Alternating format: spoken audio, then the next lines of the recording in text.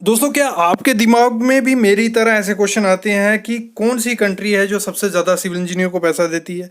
क्यों civil engineer को कम पैसा दिया जाता है इंडिया में? और इंडिया में जॉबलेस क्यों है सिविल इंजीनियर? कितने आईआईटीएन को जॉब मिली है, नहीं मिली है, कितनी उनकी सैलरी होती है?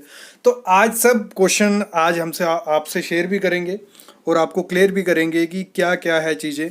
तो स्टार्ट करते हैं। सबसे पहला क्वेश्चन जो एक बेसिकली कमेंट्स में क्वेश्चन पूछे गए हैं, which country have highest paying to civil engineer? कौन सी कंट्री है जो सबसे ज़्यादा सैलरी देती है सिविल इंजीनियर्स को? तो वो है स्विट्ज़रलैंड। स्विट्ज़रलैंड एक ऐसी कंट्री है जो अप्रोक्स 50 लाख पर एनम भी मैक्सिमम सैलरी दे चुकी है किसी इंजीनियर को। तो सबसे ज़्यादा सैलरी देने वाली कंट्री कौन सी है? स्विट्ज़रलैंड। तो सब इंडिया के इंजीनियर अभी स्विट्ज़रलैंड चलते हैं, वहाँ काफ़ी ज़्यादा सैलरी दी जा रही है। नेक्स्ट है, why civil engineer are paid less in India? क्यों इंडिया में सिविल इंजीनियर को बहुत कम सैलरी दी जा रही है? क्या रीज़न है उसका? उसके काफ़ी रीज़न है। उसके रीज़न है, एक हमारा जो एजुकेशन सिस्टम है और जो वे ऑफ एजुकेशन है वो काफ़ी ज़्यादा ख़राब है। क्योंकि अगर मैं बात करूं, ये वीडियो काफ़ी लंबी बनने वाली है। क्यों? अगर मैं बात करूं, देखो जो कॉलेजेस हैं उसमें जो पढ़ाया जा रहा है, जब आप जॉब ज्वाइन करोगे, आप जो फ्रेशर हैं उनको नहीं पता होगा, लेकिन जो 1-2 साल का एक्सपीरियंस है जिनको, उनको पता है कि फील्ड में कुछ अलग ही चीज़ चल रही है। अलग इन द सेंस कि मतलब तरीका अलग है किसी चीज़ को एग्जीक्यूट करने का। जो हम पढ़ चुके हैं, थ्योरेटिकल पढ़ा हुआ है, उसका 10 से 20% ही मेरे को साइड पे जाके देखने को मिलता है। रोड कंस्ट्रक्शन हो गया, टनल हो गया, बिल्डिंग कंस्ट्रक्शन हो गया, कोई भी कंस्ट्रक्शन है, उसमें इतना ज़्यादा वो नहीं देखा जाता जो साइड पे। मैं मेनली मैं अगर बात करूं, अगर आप कोई टेक्निकल एक डिग्री करवा रहे हो तो उसमें टेक्निकल चीज़ें इंट्रोड्यूस करो, उसमें प्रैक्टिकल इंट्रोड्यूस करो, जो टेस्ट होते हैं वो अच्छे से परफॉर्म किए जाएं, फील्ड पे काम किए जाए, सर्वे कैंपों होते हैं, लेकिन सिर्फ नाम के हो रहे हैं।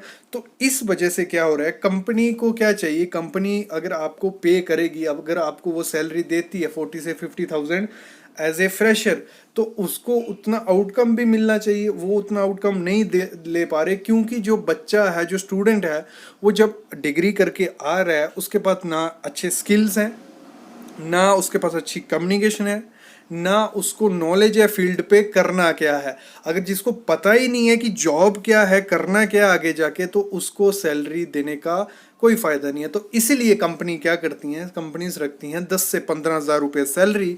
उनको पता है कि जो सिविल इंजीनियर है वो 4 से 5 महीने में एग्जीक्यूशन नॉलेज या जो भी स्किल जिस वर्क के लिए वो जा रहा है वो सीख लेगा, उसके बाद उसकी सैलरी भी इंक्रीमेंट करती है। इसीलिए इंडिया में क्या है, जो सैलरी है सिविल इंजीनियर्स की या किसी भी इंजीनियर की, वो काफ़ी ज़्यादा कम है। तो ये चीज़ है। और एक क्वेश्चन और पूछा क्या था कि कितने सिविल इंजीनियर अभी जॉबलेस है, मतलब टोटल कितने इंजीनियर्स हैं? अगर हम मैकेनिकल की बात करें, सिविल की बात करें, इलेक्ट्रॉनिक की, आईटी की, तो टोटल अब अगर मैं एक आंकड़ा आपको बताऊं, अप्रोक्स 1.5 मिलियन जो है, मतलब अप्रोक्स 15 लाख सिविल इंजीनियर हर साल ग्रेजुएट होते हैं। हर साल इतने इंजीनियर निकल रहे हैं, उसमें से टोटल 20% को ही जॉब मिलती है टेक्निकल में, और अप्रोक्स 80% जो सिविल इंजीनियर हैं, सिविल इंजीनियर की बात नहीं कर रहा हूँ, अप्रोक्स मतलब टोटल जो 15 लाख से इंजीनियर्स थे उसमें से 80 लाख 80% अभी अनएम्प्लॉयड है। तो उसमें से आप इंजीनियर का भी आंकड़ा पकड़ के चल सकते हो, उसमें से 4 से 5 लाख सिविल इंजीनियर तो अभी अनएम्प्लॉयड होंगे ही होंगे। अगर जो एम्प्लॉयड भी होंगे वो नॉन टेक्निकल में होंगे या ऐसी बिल्डर कॉन्ट्रैक्टर कंपनी में जहां उनको सैलरी प्रॉपर नहीं मिल रही। अगला क्वेश्चन मेरे को एक पूछा गया, why civil engineering is worst? क्यों सिविल इंजीनियरिंग लाइन जो है एक वर्स्ट लाइन है? ये वर्स्ट लाइन इसलिए है, देखो आगे मैं आईआईटी की बात करने वाला हूँ, उनकी सैलरी, उनका क्या स्कोप है, क्या बच्चे अच्छी जॉब पा पाए हैं कि नहीं पाए हैं। तो अगर हम बात करें सिविल इंजीनियरिंग को वर्स्ट इसीलिए बोला जा रहा है क्योंकि इसमें एक चीज़ मैं 5 चीज़ें इसमें आपको मेंशन करूँगा। एक तो इसमें एक सैलरी प्रॉपर नहीं है, आपको कोई मतलब गवर्नमेंट ने रूल सेट नहीं किया कि इतनी सैलरी मिनिमम आपको देनी ही देनी है। तो इवन मैंने अभी 2 साल पहले ही कुछ बच्चे ऐसे देखे थे जो 8,000 रुपया पर मंथ पे सैलरी पे काम कर रहे थे। 12 घंटे जॉब होती थी, 15 दिन डे शिफ्ट, 15 दिन नाइट शिफ्ट, मतलब 8,000 रुपये में 8,000 तो मतलब मैं कहूँ जो अनस्किल्ड मिस्त्री लेबर रहेगा उसको वो भी मिनिमम 12 से 15 हज़ार कमाता है। तो ये कंडीशन है इंडिया में, इसीलिए सिविल इंजीनियरिंग लाइन को वर्स्ट किया कहा जा रहा है। इसमें ना टाइम और टाइम टेबल है, सुबह 8 बजे से रात को 11 भी 12 भी 1 भी बजता है।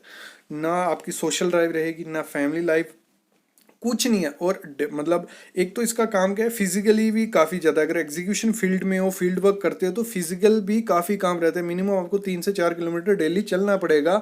चेकिंग के दौरान, सुपरविजिंग के दौरान, कुछ भी काम होगा तो आपको करना पड़ सकता है। और अगर ऑफिस जॉब की बात करें, वो भी मतलब मिनिमम 12 से 13 घंटे से कम की जॉब कोई भी बिल्डर या कॉन्ट्रैक्टर कंपनी में नहीं मिलेगा।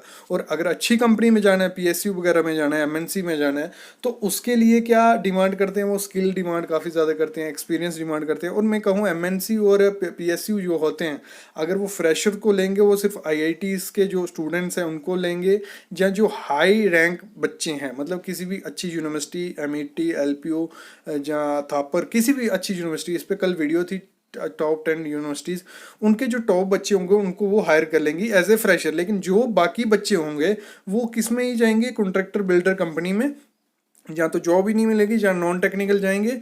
और उस समय उनका कुछ टाइम टेबल नहीं रहता है, ना सैलरी होगी। तो इसीलिए जो सिविल इंजीनियरिंग को मैं अगर बोलूँ तो वर्स्ट, अगर हम बोल सकते हैं तो वो वर्स्ट ब्रांच है सब में। अब एक और क्वेश्चन इसी में उठ के आता था कि अगर हम बात करें जो आईआईटी स्टूडेंट्स होते हैं, कोई भी आईआईटी है, आईआईटी खड़गपुर, मद्रास, दिल्ली, कानपुर, मुंबई, रुड़की, या कोई भी वाराणसी, तो उसमें जो उनकी सैलरी होती है आईआईटी की, वो कितनी होती है? देखो, वो डिपेंड करता है, हर साल अलग अलग, मतलब इंक्रीज ही हो रहा है, डिक्रीज नहीं हो रहा है। और अगर हम बात करें एवरेज सिविल इंजीनियर की, तो एवरेज में हम देखें तो 3 से 4 लाख रुपए से ज़्यादा पैकेज सिविल इंजीनियर को आईआईटी में भी नहीं मिलता है। मतलब मैक्सिमम तो देखा है कि 19 लाख, 20 लाख, इवन 1.5 करोड़ में अभी ऑफर किया गया था।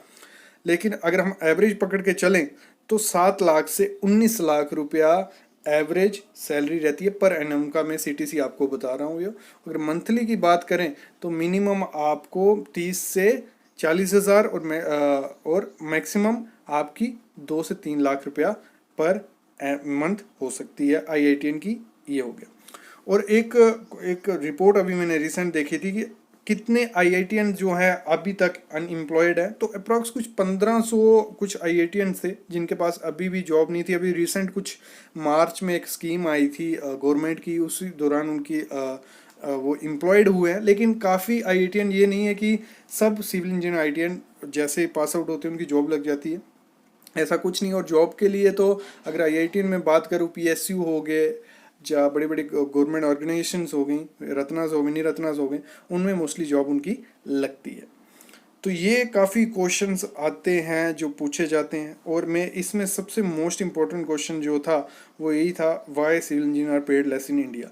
तो इसको अच्छे से और एक एक्सप्लेन्ड वीडियो मैं ज़रूर लाऊंगा इसमें, जिसमें मैं कहूँगा कि आपको क्या करना चाहिए फ्यूचर को देख के कि आपकी ग्रोथ अच्छी हो, आपको अच्छा मतलब ग्रोथ मिले, सैलरी मिले। तो ऐसे कुछ कोर्सेज भी आपके लिए लाऊंगा और कुछ आपके लिए नॉलेज भी जरूर लाऊंगा। तो उसके लिए प्लीज़ चैनल को सब्सक्राइब करके रखो। कल हमारा संडे है, कल एक अच्छी वीडियो आने वाली है civil engineering Sharma ji channel पे, जो हमारी मिस्टेक पे होगी या किसी बड़ी बिल्डिंग पे होगी, जिसके बारे में हम अच्छे से जानेंगे। Thank you guys.